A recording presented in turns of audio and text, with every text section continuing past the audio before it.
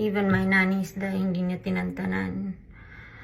Meron ako mga ano niya na pati mga yaya umiiyak na. Ito na nga guys, mainit-init pa ang pasabog nga nitong si Miss Ellen Adarna after nga niyang ilabas yung voice record nila nitong si Derek Ramsey na kung saan siya ay minura-mura nga nito. Eto na naman nga at meron na naman siyang bagong pasabog about dito sa kanyang 4 na yaya na kung saan nga daw is hindi raw ito tinatantanan ni Derek Ramsey at nagiiyakan na nga.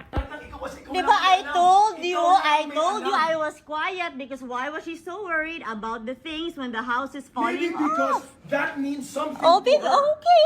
Kasi ang problema sa'yo, everything is an object that can be replaced. So sabihin mo sa akin, pareho kami? Sabihin mo, tingnan mo mangyayari dito. Sabihin mo! Hindi mo masabi.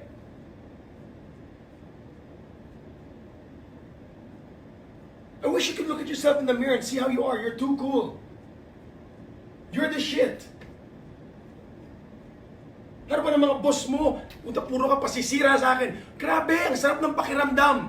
Ang taong mahal mo, walang magsabing maganda tungkol sa'yo.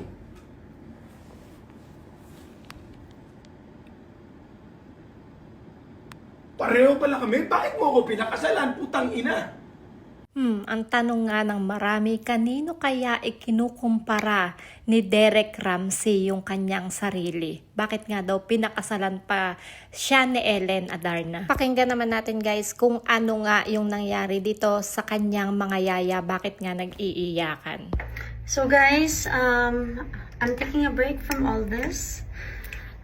I'm moving out, so I have a busy week, but yeah, I have more receipts, not just recordings of him and me.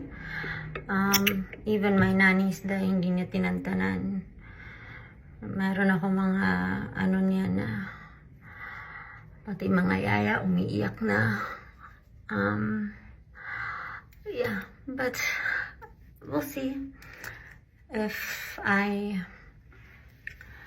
want to show the whole world that or support me.